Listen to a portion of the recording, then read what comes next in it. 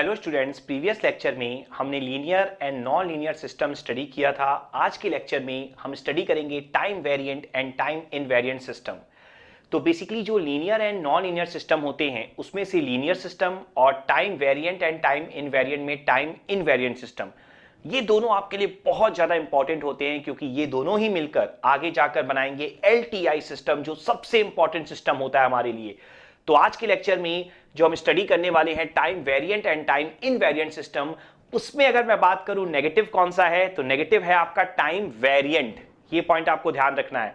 मतलब जितने भी क्वेश्चन हम करेंगे आगे आने वाले 2 से 3 लेक्चर में, उसमें आपको यह ध्यान रखना है कि आप हमेशा आपको टाइम वेरिएंट प्रूव करने की कोशिश करना है। अगर एक भी तरीके से टाइम वेरिएंट प्रूव हो गया तो वो टाइम वेरिएंट है। अगर किसी भी तरीके से टाइम वेरिएंट प्रूव नहीं हुआ तब आप बोलेंगे सिस्टम क्या है, आपका टाइम इनवेरिएंट सिस्टम है। तो यहां पर सबसे पहले मैं आपको डेफिनेशन दे देता हूं। तो टाइम इनवेरिएंट की अगर मैं आपको यहां पे डेफिनेशन दूं तो टाइम इनवेरिएंट सिस्टम आपके क्या होते हैं, तो ध्यान से समझिएगा। If the output of the system remains same for the particular input irrespective of the time of application of input। तो अगर मैं इसको सिंपल लैंग्वेज में बोलूं कि जो सिस्टम का आउटपुट है वो किसी पर्टिकुलर इनपुट के लिए सेम रहना चाहिए, वो इस बात पे डिपेंड नहीं करना चाहिए कि आपने इनपुट किस टाइम पे अप्लाई किया है। बेसिकली इसको समझने के लिए अगर मैं बिल्कुल डेली लाइफ से एक एग्जांपल उठाऊं तो आप ऐसे समझ सकते हैं। सपोज करिए आपके हाथ में एक कैलकुलेटर है, आपने सुबह 9 बजे 2 का स्क्वायर किया तो आपको आंसर कितना मिला, 4 मिला। और आप शाम के 5 बजे अगर 2 का स्क्वायर करेंगे तो आंसर कितना मिलना चाहिए, 4 ही मिलना चाहिए ना। तो इसका मीनिंग क्या है कि आपका टाइम कोई भी हो, अगर आपका इनपुट सेम है तो सिस्टम जो है वो आउटपुट भी सेम ही देगा आपको, वो अलग आउटपुट नहीं देगा। मतलब टाइम पे डिपेंड नहीं करेगा सिस्टम का आउटपुट, तो उसे आप कहेंगे टाइम इनवेरिएंट, टाइम के साथ वेरी नहीं कर रहा। और अगर वेरी करता है तो आप क्या बोलेंगे, टाइम वेरिएंट सिस्टम है। पॉइंट क्लियर हो गया अच्छे से। तो यहां पर ये भी जो एनालिसिस है वो कंटीन्यूअस टाइम और डिस्क्रीट टाइम दोनों के लिए सेम है। तो अगर यहां पर मैं टाइम इनवेरिएंट सिस्टम के लिए कंडीशन लिखूं तो आप ऐसा लिख सकते हैं, xt का अगर आउटपुट आपका yt है या xn का yn है तो xt माइनस t नॉट का जो आउटपुट है वो आपका होना चाहिए yt minus t not. Same चीज आप yn xn ऐसे भी आप लिख सकते थे। पॉइंट क्लियर है। तो ये आपकी कंडीशन है, लेकिन सिर्फ कंडीशन को देखकर समझ में नहीं आता है कि हम प्रॉब्लम कैसे सॉल्व करेंगे। तो आज के लेक्चर में कुछ 3 से 4 से 5 प्रॉब्लम मैं आपको बताऊंगा, इजी प्रॉब्लम, ताकि आपका बेस बन जाए। फिर नेक्स्ट लेक्चर में हम डिटेल में डिफिकल्ट प्रॉब्लम डिस्कस करेंगे। ठीक है, तो चलिए प्रॉब्लम यहां पर स्टार्ट करते हैं ताकि हम सिस्टम को अंडरस्टैंड कर पाए। तो यहां पर फर्स्ट प्रॉब्लम है आपकी, लेट सपोज करिए मैं डिस्क्रीट टाइम सिस्टम ले रहा हूं तो yn is equal to 2xn plus 3, ऐसी आपकी कोई प्रॉब्लम है। ठीक है, तो अगर आपको चेक करना है तो आप कैसे चेक करोगे। देखो, जो मैं मेथड्स आपको बताऊंगा ना वो बिल्कुल सही मेथड होंगे, लेकिन कोई जरूरी नहीं है कि एग्जैक्टली किसी बुक की एक एक स्टेटमेंट से मैच कर रहे हो। ठीक है, तो कई टाइप के तरीके हो सकते हैं समझने के इन चीजों को, जो भी हम चेकिंग करते हैं, लेकिन फाइनल रिजल्ट जो होता है या फाइनल जो मीनिंग होती है वो हमेशा सेम रहती है। तो अगर आप देखोगे तो आपको कैसे समझना है, आपको बिल्कुल सिंपल लैंग्वेज में समझना है। ठीक है, तो आप सबसे पहले क्या करोगे, आप निकालोगे डिलेड आउटपुट। ठीक है, डिलेड आउटपुट का क्या मीनिंग है ये आप 2 से 3 एग्जाम्पल के बाद ही समझ पाओगे, लेकिन अभी फिलहाल आप जितना समझ सकते हो समझने की कोशिश करो। तो देखो डिलेड आउटपुट, तो यहां पर आप क्या लिख सकते हो, y n minus n not is equal to 2x n minus n not plus 3। ठीक है, ये मैंने यहां पर कंसीडर किया है डिलेड आउटपुट। अब फिर से delay in output due to delay in input only. अब आप इसको देख लो, इसमें क्या करना है, आपको आउटपुट निकालना है। आपका जो इनपुट है वो यहां पर n नॉट से डिले हो रहा है। ठीक है, पहले केस में क्या मैंने बोला था, डिलेड आउटपुट, आउटपुट में डिले हो रहा है। सेकेंड केस में मैंने आपको बोला delay in output due to delay in input only. तो यहां पर डिले का मतलब क्या है, n नॉट। n नॉट कोई भी कांस्टेंट हो सकता है। ठीक है, n-2 n-3, तो n नॉट कुछ भी हो सकता है। तो यहां पर अगर ये दोनों ही आंसर आपके सेम आ गए तो आप बोलोगे कि सिस्टम जो है वो टाइम इनवेरिएंट है। लेकिन अगर आपको पहले से नहीं आता है तो मैं 100% श्योर हूं इससे आपको कुछ भी क्लियरिटी नहीं मिली होगी इस एग्जांपल के थ्रू। तो इसलिए आप 2 एग्जांपल का और वेट करो, उसके बाद आपको पूरी सिचुएशन बहुत अच्छे से क्लियर होगी। आप देखो next example, example number 2। Example number 2 मैं ले रहा हूं yn is equal to 2nxn plus 3। ठीक है, y आपका आउटपुट है, x आपका इनपुट है। अब आप ध्यान से समझना, पहली लाइन वही है डिलेड आउटपुट वाली, तो इसका मतलब क्या होगा yn minus n not 2n minus n not x of n minus n not plus 3। अब सेकेंड लाइन आपकी है delay in output due to delay in input only. ठीक है, ये सेकेंड लाइन आपकी यही है। तो अब देखो आंसर क्या होगा, yn minus n not is equal to 2nx n minus n not plus 3। देखो सेकेंड एग्जाम्पल के बाद आई होप 20-30% आपको क्लियरिटी मिली होगी।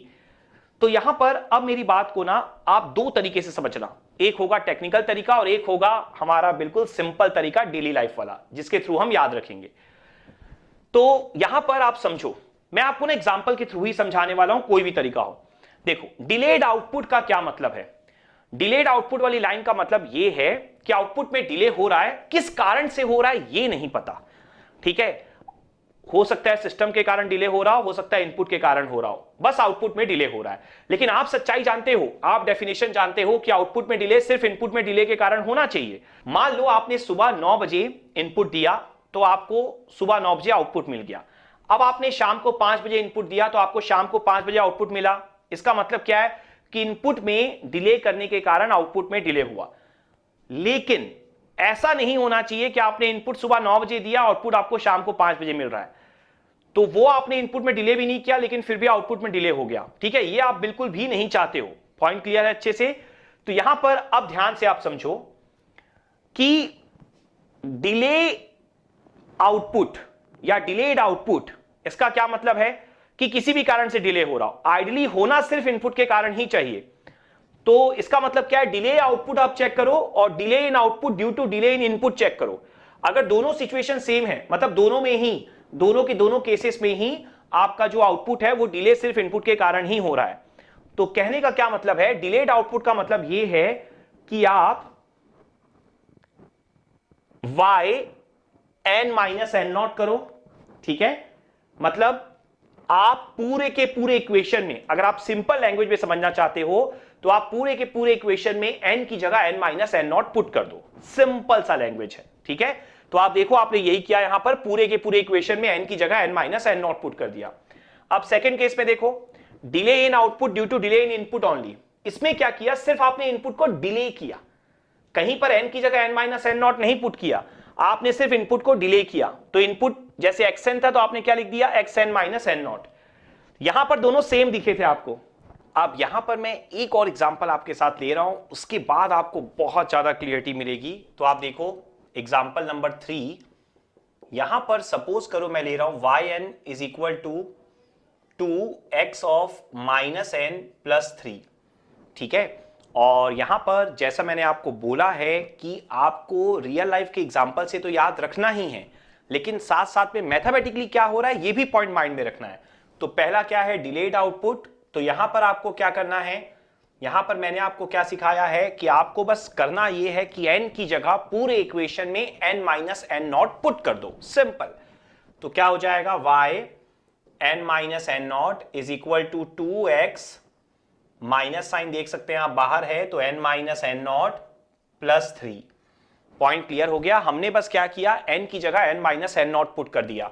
अब आप देखो सेकेंड लाइन क्या है, delay in output due to delay in input only. यहां पर अब आपको मैंने क्या सिखाया है कि आपको yn माइनस एन नॉट तो लिखना है, लेकिन इक्वल टू में क्या लिखना है, सिर्फ इनपुट में डिले करना है, n की जगह n माइनस एन नॉट नहीं पुट करना है।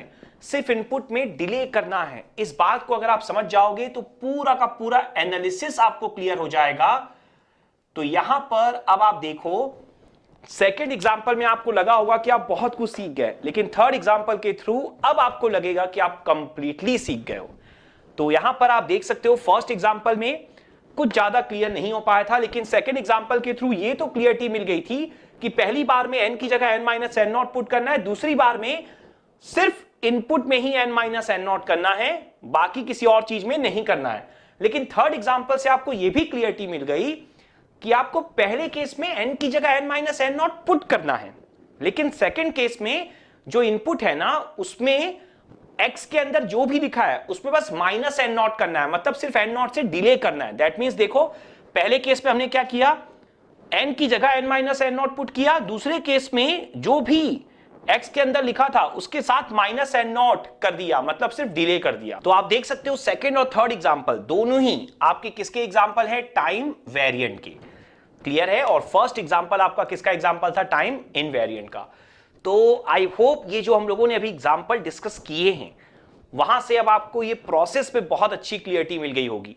देखो, अगर मैं एक और एग्जाम्पल लूं रियल लाइफ का, तो टाइम इनवेरिएंट का मतलब क्या है और टाइम वेरिएंट का मतलब क्या है। जैसे मान लो आप लोगों ने हमारे यहाँ लाइव क्लासेस ज्वाइन करी, ठीक है, बस मान लो, तो वहां पर अब सपोज करो कि मेरा काम सिर्फ टीच करने का है, बाकी जो सिस्टम की जो सेटिंग वगैरह है, एडिटिंग वगैरह है, और आप बोल सकते हो जो पूरी मैनेजमेंट है क्लास शुरू होने से पहले की, वो आपकी किसी और की है, ठीक है, वो सिस्टम की है।